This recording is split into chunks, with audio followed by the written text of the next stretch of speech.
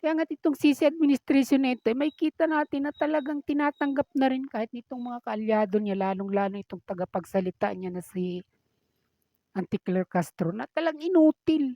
Inutil ang pangulo ngayon.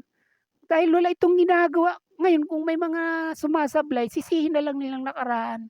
Eh, bakit 'di natin ito masasabi na inutil? Eh, 3 taon siya naman yung pagkakataon para gawain kung ano yung mga bagay na kulang ng nakaraang administrasyon. Wala siyang ginagawa pagkatapos may mga mangyayaring mga kapalpakan, sinisisi na lang niya.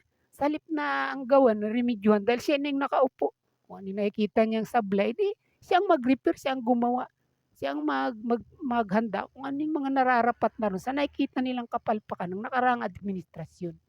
Eh, ang problema wala ngang gano'n, eh, dahil ang mismong palpak, eh, sila mismo ang kasalukuyang pamahalaan na ito ni Pangulong Bongbong Marcos na pinipilit pabanguhin ng tagapagsalitang ito. Mga kabayan, mga kapinas ko.